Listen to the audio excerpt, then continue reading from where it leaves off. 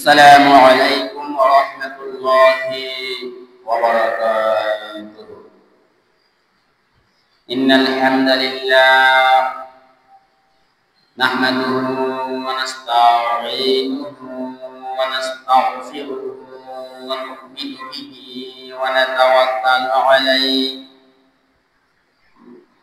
ونعوذ بالله من شرور أنفسنا ومن سيئات أعمالنا من يهده الله فلا مضل له ومن يضلله فلا هادي له وأشهد أن لا إله إلا الله وحده لا شريك له وأشهد أن محمدا عبده ورسوله الذي أرسله الله تعالى بالحق بشيرا ونذيرا وداعيا إلى الله بإذنه وسراجا منيرا فقد قال الله تعالى في شأن حبيبه مخبرا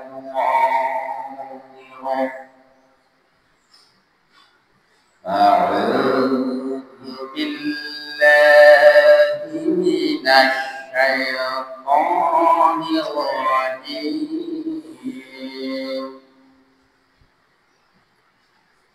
بسم الله الرحمن الرحيم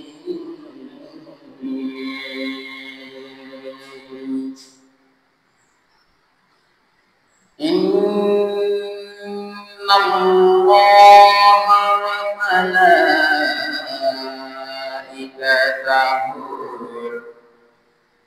يصلون على النبي يا أيها الذين آمنوا صلوا عليه وسلموا تسليما اللهم صل على سيدنا مولانا محمد وعلى آله سيدنا مولانا محمد প্রাণ খুলে মুহাব্বতের সাথে হৃদয় মন উজাড় করে আমরা সবাই পড়ি আল্লাহুম্মা সাল্লি আলা সাইয়্যিদিনা মাওলানা মুহাম্মদ ওয়া আলা আলি সাইয়্যিদিনা মাওলানা মুহাম্মদ বালাগাল উলা বিকামালিহি كشف الدجى بجماله حسنت جميع خصاله صلوا عليه وآله मुझे कुछ मिले या न मिले मुहम्मद मिले यानी वो शय जिससे अल्लाह मिले बलगल उला बिकमालिही كشف الدجى بجماله حسنت جميع خصاله صلوا عليه وآله لا إله إلا الله لا إله إلا الله لا إله إلا الله محمد رسول الله صلى الله عليه وسلم। অধ্যকার আয়োজিত ঐতিহ্যবাহী লোহাগড়া বাইতুস সালাম জামে মসজিদে আজকে 17 রবিউল সানি 1447 হিজরি 25 আশ্বিন 1432 বঙ্গাব্দ শরৎকাল 10 অক্টোবর 2025 রোজ জুমাবার। আল্লাহ সুবহানাহু ওয়া তাআলা দয়া করে মায়া করে মুহাব্বত করে অসংখ্য আল্লাহর বান্দা থেকে বাছাই করে আমাদেরকে পবিত্র জুমার নামাজে উপস্থিত হওয়ার তৌফিক দান করেছেন, সেজন্য সকলে বলি আলহামদুলিল্লাহ। আলহামদুলিল্লাহ হামদান কাসীরা তাইয়্যিবান মুবারাকান ফি ইয়া রাব্বি লাকাল হামদ কামা ইয়ানবাগি লিজালালি ওয়াজহিকা ওয়া আযীমি সুলতানিক। আমরা প্রশংসা করলাম কার? আমরা প্রশংসা করেছি যিনি হায়াত দাতা, মওত দাতা, রিজিক দাতা, সার্বভৌম ক্ষমতার একচ্ছত্র মালিক, যিনি পৃথিবীর সমস্ত কিছু নিয়ন্ত্রণ করেন, যিনি পৃথিবীর সমস্ত কিছুর সৃষ্টিকর্তা, সেই মহান রব্বুল আলামিনের শুকরিয়া জ্ঞাপন করেছি। প্রিয় ভাইরা, আজকে আমি জুমার বিষয় নির্ধারণ করেছি। গত জুমার আলোচনার ধারাবাহিকতায় গত জুমায় আলোচনা করেছিলাম আমানত, আজকে আলোচনা করব কিয়ানত ইনশাআল্লাহ তাআলা। এজন্য আমি মহান আল্লাহর নিকট লাখো কোটি শুকরিয়া জ্ঞাপন করছি। পাশাপাশি মানবতার মুক্তির দূত, সর্বকালের সর্বশ্রেষ্ঠ মহামানব, নূরুন আলা নূর, সাইয়্যিদুল মুরসালিন রাহমাতুল লিল আলামিন, শাহিন শাহে বাদশাহ, যিনি হচ্ছেন আমাদের জন্য উত্তম আদর্শ, কুদওয়াতুন হাসানা, সেই প্যারা হাবিব হযরত মুহাম্মদ মুস্তাফা সকলে বলেন সাল্লাল্লাহু আলাইহি ওয়াসাল্লামের নিকট লাখো কোটি দরুদ প্রেরণ করছি। প্রিয় ভাইরা, আমাদের মুসলমানদের জন্য আজকের জুমাটা খুবই গুরুত্বপূর্ণ এবং খুবই আনন্দের। কেননা আল্লাহ সুবহানাহু ওয়া তাআলার ইচ্ছায় ইসরায়েল এবং ফিলিস্তিনের মাঝে একটা যুদ্ধবিরতি হয়েছে। যেই যুদ্ধবিরতির মাধ্যমে আর যুদ্ধ সামনের দিকে আগাবে না, এরকম একটা চুক্তি হয়েছে। এজন্য আল্লাহর কাছে আমরা শুকরিয়া জ্ঞাপন করছি। আল্লাহ সুবহানাহু ওয়া তাআলা যেন এই যুদ্ধবিরতিটা চিরস্থায়ী করেন, সকলে বলেন আমিন। প্রিয় ভাইরা, খুবই মারাত্মক অবস্থা চলতেছে বাংলাদেশের মধ্যে। বাপ ছেলেকে হত্যা করতেছে, মা ছেলেকে হত্যা করতেছে, আবার ছেলে নিজের মা বাপকে হত্যা করতেছে। কি একটা অদ্ভুত পরিস্থিতি তৈরি হলো না? এটা তৈরি হওয়ার পিছনে একমাত্র কারণ হচ্ছে আমাদের ছেলে মেয়েদেরকে আমরা প্রাথমিক অবস্থায় ইসলামের জ্ঞান, কোরআনের জ্ঞান, হাদিসের জ্ঞান, ইসলামী রীতিনীতি আমরা শিক্ষা দিতে পারিনি বিদায় আজকে আমাদের সমাজে, আমাদের রাষ্ট্রের মধ্যে বিভিন্ন জায়গায় বকাটে ছেলে, খারাপ ছেলের সয়লাভ হয়ে গেছে। বলেন না নাউজুবিল্লাহ। ছেলেরা আজকে জোয়া খেলতেছে, অনলাইন জোয়া, ক্যাসিনো খেলতেছে, এরপরে আপনি মোবাইল নিয়ে পর্নোগ্রাফিতে আসক্ত হয়ে ওগুলা দেখতেছে। এজন্য তাদের মাঝে নৈতিকতার চরম অবক্ষয় ঘটেছে। নৈতিকতার চরম অবক্ষয় ঘটার কারণে আজকে বাংলাদেশের বিভিন্ন জায়গায় শোনা যাচ্ছে ছেলের হাতে মা বাপ খুন। গতকাল একজন ছেলে নিজের মা বাপ কি করেছে? হত্যা করেছে। বলেন না নাউজুবিল্লাহ।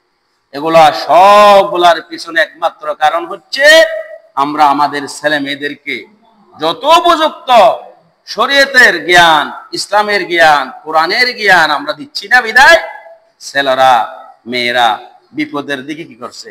পা বাড়াচ্ছে। এজন্য আমরা আল্লাহর কাছে ফরিয়াদ করি, ইয়া আল্লাহ সুবহানাহু ওয়া তাআলা, আপনি আমাদের ছেলেদেরকে, আমাদের মেয়েদেরকে মাহফুজ করুন এবং বিভিন্ন অন্যায় থেকে আমাদের পরিবার পরিজন, সন্তান এবং সন্ততিদেরকে রক্ষা করুন।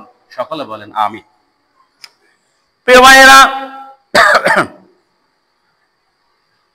মহাগ্রন্থ আল কোরআন এবং হাদিস শরীফের মধ্যে আমানতের হেফাজত, যথাযথভাবে আমানত রক্ষা করার জন্য অসংখ্য ফয়জাত, অসংখ্য বরকাত, অসংখ্য ফজিলত বর্ণিত হয়েছে। আর যে ব্যক্তি আমানতের খেয়ানত করবে, আমানত রক্ষা করে চলবে না, তার ব্যাপারও মহাগ্রন্থ আল কোরআন এবং হাদিস শরীফের মধ্যে কঠোর বার্তা, কঠোর শাস্তির কথা বর্ণনা করা হয়েছে। বলেন না নাউজুবিল্লাহ। প্রিয় ভাইয়েরা, রব্বুল আলামিন আল্লাহ সুবহানাহু ওয়া তাআলা যে ব্যক্তি খেয়ানত করে, যার মধ্যে আমানতদারিতা নাই, যে খেয়ানত করে সে কখনো জীবনে উন্নতি করতে পারে না। সে আস্তে আস্তে ধাপে ধাপে অধঃপতনের দিকে এগিয়ে যায় এবং সে খেয়ানত করার কারণে ওই খেয়ানতকারীকে আল্লাহ তাআলা কি করে না? ভালোবাসে না, আল্লাহ তাআলা পছন্দ করে না। আল্লাহ সুবহানাহু ওয়া তাআলা সূরাতুল আনফালের 58 নম্বর আয়াতের মধ্যে ইরশাদ করেন, বিসমিল্লাহির রহমানির রহিম, ইন্নাল্লাহা লা ইউহিব্বুল খাইনিন। নিশ্চয় আল্লাহ সুবহানাহু ওয়া তাআলা খেয়ানতকারীকে পছন্দ করেন না, ভালোবাসেন না। বলেন না নাউজুবিল্লাহ। যারা খেয়ানত করে, যারা বিশ্বাসঘাতকতা করে, যারা প্রতারণা করে, যারা ধোঁকাবাজি করে, তাদেরকে আল্লাহ তাআলা ভালোবাসেন না, আল্লাহ তাআলা পছন্দ করেন না। বলেন না নাউজুবিল্লাহ। প্রিয় ভাইরা, খেয়ানত করা হচ্ছে মুনাফিকের লক্ষণ। মুনাফিকের চরিত্র হচ্ছে সে মুখোমুখি আল্লাহ এবং রসুলকে ভালোবাসে, ইসলামের পাবন্দি মুখোমুখি কি করে সে স্বীকার করে, কিন্তু সে অন্তরে আল্লাহকে, রসুলকে ভালোবাসে না। আল্লাহর আইন, রসুলের বিধান অনুযায়ী জীবন পরিচালনা করে সে পছন্দ করে না। সে ভিতরে ভিতরে ইসলামের দুশ্মন, ঘোর দুশ্মন। এবং ওই মুনাফিক পরকালে আল্লাহর দরবারে উপস্থিত হলে ওই মুনাফিকতার কারণে, আমানতের খেয়ানতের কারণে তাকে কঠোর শাস্তির সম্মুখীন হতে হবে। বলেন না নাউজুবিল্লাহ। আল্লাহ সুবহানাহু ওয়া তাআলার প্যারা হাবিব বিশ্বনবী হযরত মুহাম্মদ মুস্তাফা সাল্লাল্লাহু আলাইহি ওয়াসাল্লাম বলেন, মুনাফিক বলা হয় ওই ব্যক্তিকে যে মুখে ইসলাম প্রকাশ করে কিন্তু হৃদয়ে আল্লাহ ও তার রাসূলকে মানে না এবং অন্তরে কুফরকে লুকিয়ে রাখে। বিশ্বনবী হযরত মুহাম্মদ মুস্তাফা সাল্লাল্লাহু আলাইহি ওয়াসাল্লাম বলেন, আয়াতুল মুনাফিকি সালাসুন, মুনাফিকের আলামত হচ্ছে, নিদর্শন হচ্ছে তিনটি। ইযা হাদ্দাসা কাযাবা, যখন সে কারো সাথে কথা বলে মিথ্যার আশ্রয় নেয়, মিথ্যা কথা বলে, সে একজন মুনাফিক। তার মাঝে মুনাফিকি কি রয়েছে? চরিত্র রয়েছে। ওয়া ইযা ওয়াদা আখলাফা, যখন অঙ্গীকার করে, ওয়াদা করে, প্রতিশ্রুতি দেয় কাউকে, সেই ওয়াদাটা সে কি করে? ভঙ্গ করে, ওয়াদা রক্ষা করে চলে না, তাহলে তার মাঝে কি রয়েছে? মুনাফিকি চরিত্র রয়েছে। ওয়া ইযা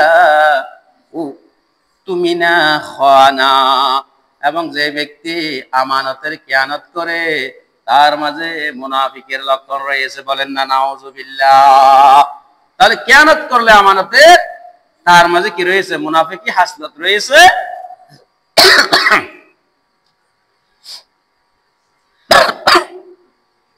এবং মুনাফিক ইসলামের ঘোর শত্রু, এবং ইসলামের সবচেয়ে নিকৃষ্ট প্রাণী, নিকৃষ্ট ব্যক্তি হচ্ছে মুনাফিক।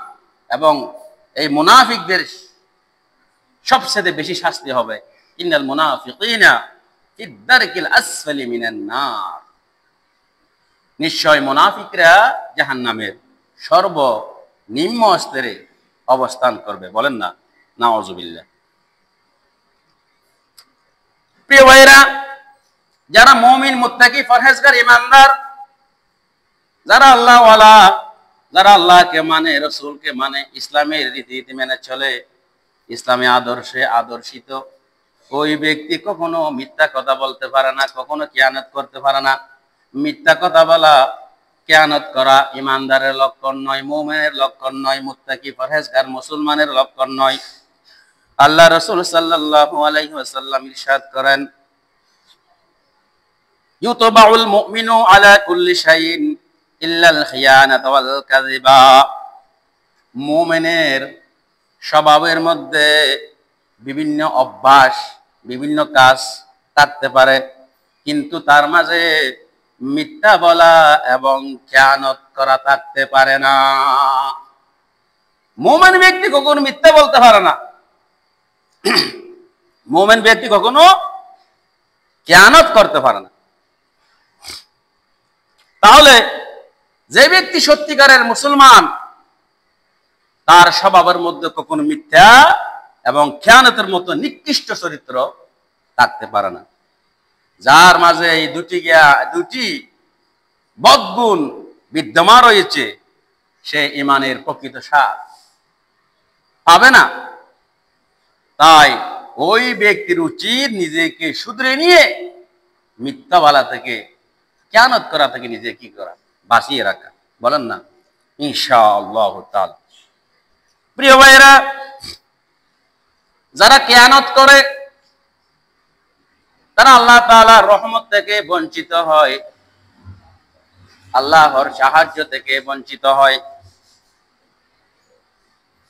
বিশ্বনবী হযরত মুহাম্মদ মুস্তাফা সাল্লাল্লাহু আলাইহি ওয়াসাল্লাম বলেছেন, ইন্নাল্লাহ তাআলা ইয়াকুলু, আল্লাহ সুবহানাহু ওয়া তাআলা বলেন, আনা সালিসু শারীকাইন মালাম ইয়াকুন আহাদুহুমা সাহিবাহু ফাইজা খানা খরাজতু মিন বাইনিহিমা, আমি দুইজন অংশীদারের মধ্যে তৃতীয় জন হচ্ছে আমি। দুইজন ব্যক্তি কি করেছে? অংশীদার কি করেছে? ব্যবসা করেছে, বাণিজ্য করেছে, যৌথ ব্যবসা করেছে, একে অপর বিশ্বস্ত হয়ে বন্ধু মিলে কি করেছে? ব্যবসার আয়োজন করেছে। তখন আল্লাহ সুবহানাহু ওয়া তাআলা হাদিসে কুদসির মধ্যে বলেন, আমি তৃতীয় জন হিসেবে তাদের সাথে থাকি, তাদের মাঝে অবস্থান করি, যতক্ষণ পর্যন্ত তাদের মাঝে কেউ কি না করে, খেয়ানত না করে। যখন তাদের মধ্যে যে কোনো কেউ একজন কি করে? খেয়ানত করে আমানতর, তখন আমি তাদের সঙ্গ ত্যাগ করে চলে যাই। বলেন না নাউজুবিল্লাহ। তাহলে দুইজন ব্যক্তি ব্যবসা বাণিজ্য করতেছে, ওই দুইজন ব্যক্তি ব্যবসা বাণিজ্য করার কারণে তৃতীয় জন আল্লাহ সুবহানাহু ওয়া তাআলা তখন ওই ব্যবসায় বরকত, ফয়জাত আল্লাহ তাআলা উত্তর বাড়িয়ে দেবেন। যখন ওই ব্যবসা বাণিজ্য করার সময় যে কোনো একজন শরিকদার খিয়ানত করা শুরু করবে, তখন আল্লাহ সুবহানাহু ওয়া তাআলা সেখান থেকে কি করবেন, চলে যাবেন, এবং আল্লাহ তাআলার ওই ব্যক্তিটা, যে ব্যক্তিটা খিয়ানত করেছে, সে আল্লাহ তাআলার রহমত থেকে বঞ্চিত হবে, আল্লাহর সাহায্য থেকে বঞ্চিত হবে। এজন্য যারা এরকম প্রতারণা করে, খিয়ানত করে, দেখবে যে কয়েক বছর পরে ওই বন্ধুকে তো সে ধোঁকাবাজি করেছে, ওর বন্ধুর বিশ্বাসকে সে খিয়ানত করেছে, পরবর্তীতে দেখা যায় সেও কি হয়ে যায়, ধ্বংস হয়ে যায়। সে ব্যবসা বাণিজ্যে গুটিয়ে অন্যতা কি হয়ে যায়, ভবঘুরের মতো চলাফেরা করে। বলেন না নাউজুবিল্লাহ। এজন্য কি করা যাবে না, ধোঁকাবাজি করা যাবে না, প্রতারণা করা যাবে না, খিয়ানত করা যাবে না। শুধু তাই নয় প্রিয় ভাইয়েরা, গনিমতের মাল এবং সর্বসাধারণের মাল খিয়ানত করা কঠোর পাপ। তাহলে আগের যুগে নবী করিম সাল্লাল্লাহু আলাইহি ওয়াসাল্লামের যুগে কি ছিল? যুদ্ধলব্ধ সম্পদ ছিল, গনিমত ছিল। বর্তমানে তো গনিমত নাই। বর্তমানে হচ্ছে সরকার কর্তৃক যে সমস্ত চালগুলো দেওয়া হচ্ছে, বিভিন্ন কিছু দেওয়া হয়, সার দেওয়া হয়, চাল দেওয়া হয়, বিভিন্ন সরকারি পণ্য মানুষদের কাছে বন্টন করতে দেওয়া হয়। ওই বন্টন করার সময় যদি কোনো ব্যক্তি কি করে, ওই বন্টনকৃত সম্পদ থেকে কোনো কিছু সে নিয়ে নেয়, তাহলে সে সমস্ত মানুষের কি করলো, খিয়ানত করলো। সমস্ত মানুষের কি করলো, খিয়ানত করলো। খাইবারের যুদ্ধের মধ্যে একজন সাহাবী কি করেছেন, ইন্তেকাল করেছেন। কোন যুদ্ধে? খাইবারের যুদ্ধে। তখন সাহাবায়ে কেরামরা আল্লাহ রাসূল সাল্লাল্লাহু আলাইহি সাল্লামকে কাছে কি করলেন, সংবাদ পাঠালেন, এবং নবী করিম সাল্লাল্লাহু আলাইহি সাল্লাম বললেন, তোমরা তার জানাজা পড়ো। খাইবারের যুদ্ধে কি করেছেন, এক সাহাবী শাহাদাত বরণ করেছেন। আল্লাহ রাসূলের কাছে যখন নিউজ আসলো, তখন আল্লাহ রাসূল সাল্লাল্লাহু আলাইহি সাল্লাম সাহাবায়ে কেরামকে বললেন, তোমরা তার জানাজা পড়ো। এটা বলার কারণে সাহাবায়ে কেরামরা আশ্চর্য হয়ে গেল, বিচলিত হয়ে গেল। তাদের চেহারা মধ্যে কালো ভাব চলে আসলো, তাদের চেহারা পাল্টে গেল। তারা চিন্তা করলো, যে ব্যক্তি আল্লাহর রাস্তায় শাহাদাত বরণ করেছে, তার মর্যাদা তো অতি উচ্চ, সর্বোচ্চ উচ্চ মর্যাদার ব্যক্তি হচ্ছে এই ব্যক্তি, যিনি কি করেছেন, যুদ্ধের ময়দানে কি করেছেন, মৃত্যুবরণ করেছেন। তখন নবী করিম সাল্লাল্লাহু আলাইহি ওয়াসাল্লাম ওই সাহাবায়ে কেরামদের চেহারার মলিনতা দেখে বললেন, তোমাদের সঙ্গে আল্লাহর পথে জিহাদ করা টাকা অবস্থায় কি করেছে, খিয়ানত করেছে। তখন সাহাবায়ে কেরামরা তার মালামাল তল্লাশি করলো। মালামাল তল্লাশি করার পর তার কাছে গনিমতের মাল থেকে শুধুমাত্র 2টি মুক্তার দানা পেয়েছে। কয়টি? 2টি, যা 2 দিরহামের দামের চাইতে কম ছিল। বলেন না নাউজুবিল্লাহ। শুধুমাত্র গনিমতের মাল থেকে, যুদ্ধলব্ধ সম্পদ থেকে 2টি মুক্তা সে নিয়েছিল। সেজন্য আল্লাহ রাসূল সাল্লাল্লাহু আলাইহি ওয়াসাল্লাম কি করেনি, তার জানাজা পড়েনি। এজন্য প্রত্যেক জিনিস খিয়ানত করা পাপ, কিন্তু বেশি মানুষের সম্পদ খিয়ানত করা আরো বেশি কি পাপ, আরো বেশি কি মারাত্মক পাপ। যেমন যারা ব্যবসা বাণিজ্য করে, দেখবেন যে চিনি কয়েকজন ব্যবসায়ী মিলে গোদামজাত করে কি করে, গোদামজাত করে বাজারের মধ্যে কৃত্রিমতা তৈরি করে কি করে, চিনির দাম বাড়ায়, এবং পেঁয়াজের দাম বাড়ায়, সয়াবিনের দাম বাড়ায়, বিভিন্ন পণ্যকে তারা গোদামজাত করে বাজারের মধ্যে সংকট তৈরি করে কি করে, পণ্যের দাম বাড়িয়ে ফেলে। তাহলে এটা সবচেয়ে বড় একটা কি খিয়ানত, মারাত্মক ধোঁকাবাজ, মারাত্মক বিশ্বাসঘাতক, মারাত্মক প্রতারক। সে বাংলাদেশে যদি 18 কোটি 20 কোটি মানুষ থাকে, সে 20 কোটি মানুষ কি করেছে, খিয়ানত করেছে।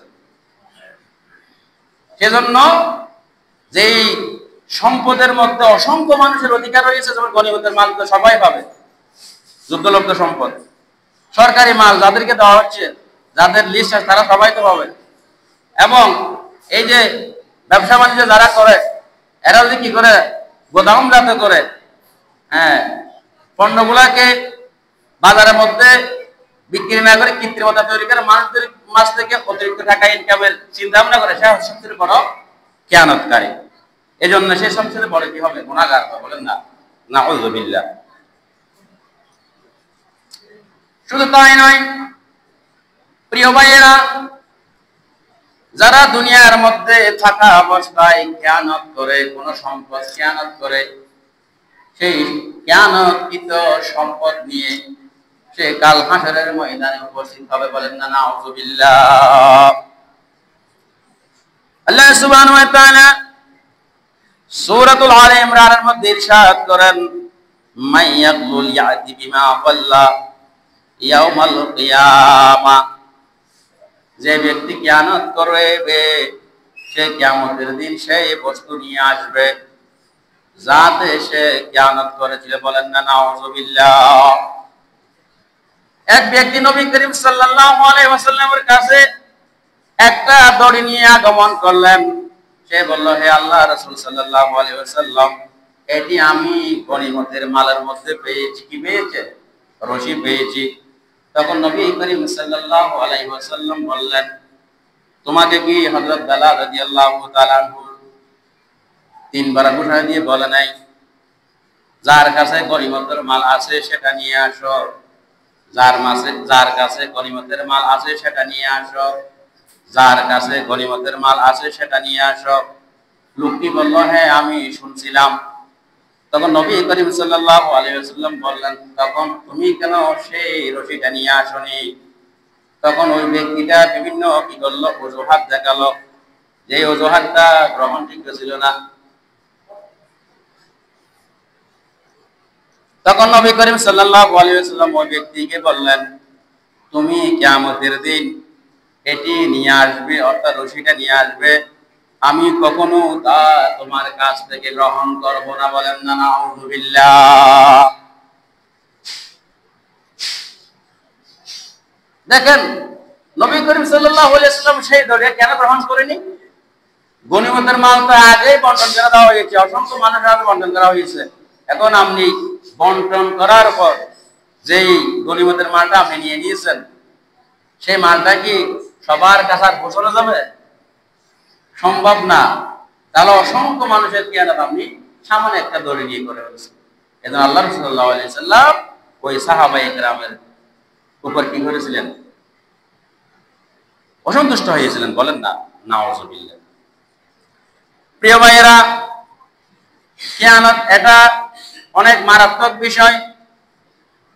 কিয়ানতের ব্যাপারে আল্লাহ সুবহানাহু ওয়া তাআলা সূরা আল-আনফালের মধ্যে ইরশাদ করেন, ইয়া আইয়ুহাল্লাযীনা আমানু, ওহে ঈমানদারগণ, ওহে ঈমানদার, লা তাখুনুল্লাহ ওয়া রাসূল, তোমরা আল্লাহ এবং রাসূলের প্রতি খেয়ানত করো না।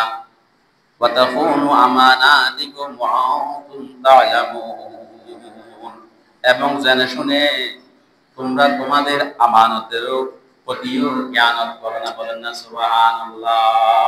তাহলে আল্লাহ এবং রাসূলের খেয়ানত করা মানে হচ্ছে আল্লাহর বিধান, রাসূল করিম সাল্লাল্লাহু আলাইহি ওয়াসাল্লামের প্রদর্শিত জীবন পদ্ধতি অনুযায়ী নিজের জীবনকে পরিচালনা করা। সেখান থেকে যদি কেউ বিচ্যুত হয়ে যায়, সেটা যদি পালন না করে, তাহলে সে কি হবে? খেয়ানতকারী হবে। পাশাপাশি ব্যক্তিগত জীবনে বিভিন্ন প্রতারণার আশ্রয় নেওয়া, ধোঁকাবাজির আশ্রয় নেওয়া, আমানতের খেয়ানত করা, বিভিন্ন ছলচাতুরি করা, নিজের হক অপর হক যথাযথ আদায় না করাটাও খেয়ানত। সেখান থেকে আল্লাহ তাআলা কি বলেছেন? আমাদেরকে বেঁচে থাকতে বলেছেন। শুধু তাই নয় প্রিয় ভাইয়েরা, ব্যবহার করার জন্য কারো কাছ থেকে যখন আপনি কোনো জিনিস কিনেছেন, ধার নিয়েছেন, সেটা যথাসময়ে ফেরত না দেওয়া, সেটাও খেয়ানত। যেমন আপনার কাছে বই নাই, আপনি কোনো একজন বন্ধু থেকে একটা বই পড়ার জন্য নিয়েছেন, সেই বইটা পড়ে যথাসময়ে আপনি ফিরিয়ে দেয়নি, আপনি খেয়ানত করেছেন। অথবা কারো কাছ থেকে আপনি কোড়াল নিয়েছেন, সেই কোড়ালটা যথাসময়ে আপনি তাকে পৌঁছিয়ে দেন নাই। অথবা একটা মই নিয়েছেন, যেটাকে আমরা ঠিকটা বলি, সেটা যখন ফিরিয়ে দেওয়ার কথা তখন যথাসময়ে ফিরিয়ে দেন নাই। অথবা একটা আপনি দা নিয়েছেন, সেই দাটা যখন পৌঁছে দেওয়ার কথা তখন পৌঁছিয়ে দেন। এই রূপটা আমাদের কাছে বেশি। কারো কাছ থেকে কোনো জিনিস আনলে সেটা আর ফেরত দেওয়া হয় না, ওই মালিককে আবার এসে সেগুলো নিয়ে যেতে হয়। টেকটা বলেন, আপনার যে কোদাল বলেন, দা বলেন, আনুষঙ্গিক যেমন সমস্ত বিষয়গুলো আছে, এগুলো আপনি বাড়িতে দাঁড় আনছেন, আবার পুনরায় ফিরিয়ে দিতে হবে, এটা আমানত। যদি আপনি পুনরায় ফিরিয়ে না দেন, তাহলে আপনি কি হয়েছেন? আপনি খেয়ানত করেছেন, আপনি খেয়ানতকারী। এজন্য এই সমস্ত জিনিসগুলো যখন আমরা কারো কাছ থেকে দাঁড় হিসেবে নেব, আমরা যথাসময়ে এগুলো পৌঁছিয়ে দেবো, এবং খেয়ানতের মতো একটা মারাত্মক বদভ্যাস থেকে আমরা কি করবো? বাঁচবো ইনশাআল্লাহ। প্রিয় ভাইয়েরা, আমাদের মাঝে একটা বদভ্যাস, বদগুণ, আমরা স্বামী স্ত্রীর মাঝে কি হয় না হয়, স্বামী স্ত্রীর গোপন বিষয় অনেক সময় বন্ধুদেরকে বলে দিই, কথাস্থল মানুষদেরকে বলে দিই। এই যে স্বামী স্ত্রীর গোপন বিষয় বন্ধুদের মাঝে প্রকাশ করাটাও খেয়ানত। বিশ্বনবী সাল্লাল্লাহু আলাইহি ওয়াসাল্লাম ইরশাদ করেন, ইন্না মিন আযামিল আমানাতি ইনদাল্লাহি ইয়াওমাল কিয়ামাতির রাজুলু ইউফদি ইলা ইমরাআতিহি ওয়া তুফদি ইলাইহি সুম্মা ইয়ানশুরু সিররাহা।